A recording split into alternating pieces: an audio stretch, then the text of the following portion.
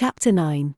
Elizabeth passed the chief of the night in her sister's room, and in the morning had the pleasure of being able to send a tolerable answer to the inquiries which she very early received from Mr. Bingley by a housemaid, and some time afterwards from the two elegant ladies who waited on his sisters.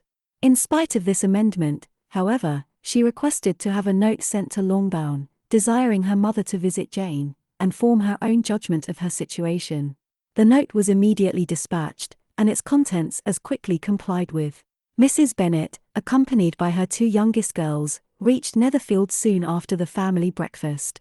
Had she found Jane in any apparent danger, Mrs. Bennet would have been very miserable, but being satisfied on seeing her that her illness was not alarming, she had no wish of her recovering immediately, as her restoration to health would probably remove her from Netherfield. She would not listen, therefore, to her daughter's proposal of being carried home, neither did the apothecary, who arrived about the same time, think it at all advisable. After sitting a little while with Jane, on Miss Bingley's appearance and invitation, the mother and three daughters all attended her into the breakfast parlour. Bingley met them with hopes that Mrs. Bennet had not found Miss Bennet worse than she expected. "Indeed I have, sir," was her answer. "She is a great deal too ill to be moved. Mr. Jones says we must not think of moving her. We must trespass a little longer on your kindness." "Removed," cried Bingley. "It must not be thought of. My sister, I am sure, will not hear of her removal." "You may depend upon it, madam," said Miss Bingley, with cold civility, "that Miss Bennet shall receive every possible attention while she remains with us." Mrs. Bennet was profuse in her acknowledgments. "I am sure," she added, "if it was not for such good friends I do not know what would become of her, for she is very ill indeed, and suffers a vast deal, though with the greatest patience in the world, which is always the way with her, for she has, without exception, the sweetest temper I ever met with. I often tell my other girls they are nothing to her. You have a sweet room here, Mr. Bingley, and a charming prospect over that gravel walk. I do not know a place in the country that is equal to Netherfield. You will not think of quitting it in a hurry, I hope, though you have but a short lease." "Whatever I do is done in a hurry," replied he, "and therefore if I should resolve to quit Netherfield, I should probably be off in 5 minutes.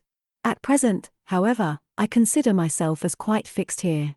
"That is exactly what I should have supposed of you," said Elizabeth. "You begin to comprehend me, do you?" cried he, turning towards her. "Oh, yes, I understand you perfectly. I wish I might take this for a compliment, but to be so easily seen through I am afraid is pitiful. That is as it happens. It does not necessarily follow that a deep, intricate character is more or less estimable than such a one as yours." "Lizzie," cried her mother, "remember where you are, and do not run on in the wild manner that you are suffered to do at home. I did not know before," continued Bingley immediately, "that you were a studier of character. It must be an amusing study." "Yes, but intricate characters are the most amusing. They have at least that advantage."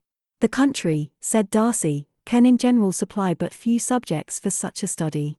In a country neighbourhood you move in a very confined and unvarying society. But people themselves alter so much, that there is something new to be observed in them forever." "Yes, indeed," cried Mrs. Bennet, offended by his manner of mentioning a country neighbourhood. "I assure you there is quite as much of that going on in the country as in town." Everybody was surprised, and Darcy, after looking at her for a moment, turned silently away. Mrs. Bennet, who fancied she had gained a complete victory over him, continued her triumph. "I cannot see that London has any great advantage over the country, for my part, except the shops and public places. The country is a vast deal pleasanter, is not it, Mr. Bingley?" "When I am in the country," he replied, "I never wish to leave it, and when I am in town it is pretty much the same. They have each their advantages, and I can be equally happy in either." "That is because you have the right disposition." But that gentleman, looking at Darcy, seemed to think the country was nothing at all. "Indeed, mamma, you are mistaken," said Elizabeth, blushing for her mother. "You quite mistook Mr. Darcy. He only meant that there was not such a variety of people to be met with in the country as in town, which you must acknowledge to be true." "Certainly, my dear, nobody said there were, but as to not meeting with many people in this neighbourhood, I believe there are few neighbourhoods larger. I know we dine with 24 families." Nothing but concern for Elizabeth could enable Bingley to keep his countenance. His sister was less delicate, and directed her eye towards Mr. Darcy with a very expressive smile. Elizabeth, for the sake of saying something that might turn her mother's thoughts, now asked her if Charlotte Lucas had been at Longbourn since her coming away. Yes, she called yesterday with her father. What an agreeable man Sir William is, Mr. Bingley, is not he? So much the man of fashion. So genteel and so easy. He has always something to say to everybody. That is my idea of good breeding, and those persons who fancy themselves very important and never open their mouths, quite mistake the matter. Did Charlotte dine with you? No, she would go home. I fancy she was wanted about the mince pies. For my part, Mr. Bingley, I always keep servants that can do their own work. My daughters are brought up differently. But everybody is to judge for themselves, and the Lucases are a very good sort of girls, I assure you. It is a pity they are not handsome. Not that I think Charlotte so very plain, but then she is our particular friend. She seems a very pleasant young woman, said Bingley.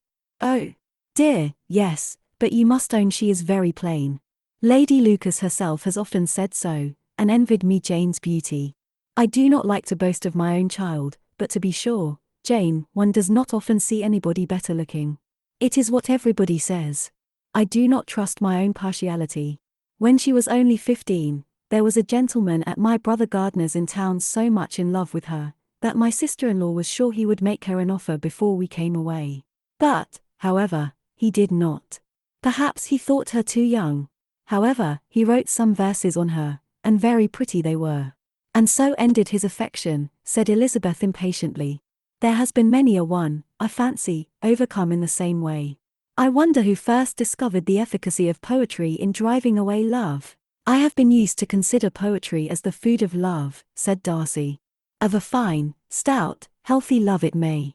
Everything nourishes what is strong already. But if it be only a slight, thin sort of inclination, I am convinced that one good sonnet will starve it entirely away. Darcy only smiled, and the general pause which ensued made Elizabeth tremble lest her mother should be exposing herself again. She longed to speak, but could think of nothing to say, and after a short silence Mrs. Bennet began repeating her thanks to Mr. Bingley for his kindness to Jane, with an apology for troubling him also with Lizzie. Mr. Bingley was unaffectedly civil in his answer, and forced his younger sister to be civil also, and say what the occasion required. She performed her part indeed without much graciousness, but Mrs. Bennet was satisfied, and soon afterwards ordered her carriage. Upon this signal, the youngest of her daughters put herself forward. The two girls had been whispering to each other during the whole visit, and the result of it was, that the youngest should tax Mr. Bingley with having promised on his first coming into the country to give a ball at Netherfield. Lydia was a stout, well-grown girl of 15, with a fine complexion and good-humoured countenance, a favourite with her mother, whose affection had brought her into public at an early age. She had high animal spirits, and a sort of natural self-consequence, which the attentions of the officers, to whom her uncle's good dinners and her own easy manners recommended her, had increased into assurance. She was very equal, therefore, to address Mr. Bingley on the subject of the ball, and abruptly reminded him of his promise, adding, that it would be the most shameful thing in the world if he did not keep it. His answer to this sudden attack was delightful to their mother's ear. I am perfectly ready, I assure you, to keep my engagement, and when your sister is recovered, you shall, if you please, name the very day of the ball. But you would not wish to be dancing while she is ill. Lydia declared herself satisfied. Oh, yes, it would be much better to wait till Jane was well, and by that time most likely Captain Carter would be at Meryton again. And when you have given your ball, she added, I shall insist on their giving one also. I shall tell Colonel Forster it will be quite a shame if he does not. Mrs. Bennet and her daughters then departed, and Elizabeth returned instantly to Jane, leaving her own and her relations' behaviour to the remarks of the two ladies and Mr. Darcy, the latter of whom, however, could not be prevailed on to join in their censure of her, in spite of all Miss Bingley's witticisms on fine eyes.